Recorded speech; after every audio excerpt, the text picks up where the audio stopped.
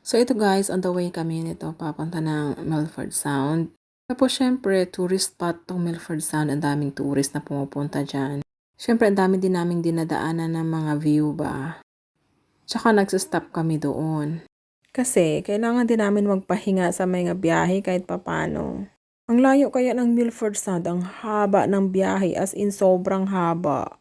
So kung may nakita kaming pwedeng mag-stop at safe, so nagsistop na talaga kami kaagad. Para naman mapahinga namin yung aming mga paa. Ma-enjoy na rin pati yung view ng Milford Sound. Yung forest na unspoiled.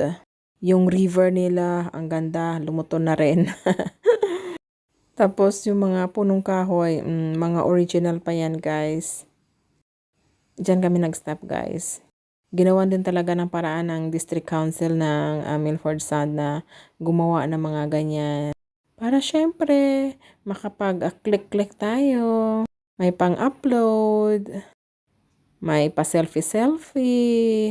Diba? Uso kasi yan ngayon. So, kailangan makitrend tayo. Ganda pa yung view kasi may snow pa yan sa mga taas ng bundok. Nakaka-enjoy din guys. Nakakatanggal din ng stress kahit pa paano yung fresh air. Nagkakaroon ka din ng peace of mind. Kaya sa makapanood nito, kung may time kayo na magliwaliw, go for it guys, okay? Sunggaban nyo na yung minsan, baka wala nang kasunod yan, di ba? Minsan lang tayo mabuhay guys.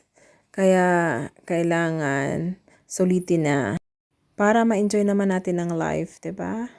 So enjoy watching guys. Parang nakarating na rin kayo dito kahit papano kasi nakita niyo yung view papunta ng Milford Sound.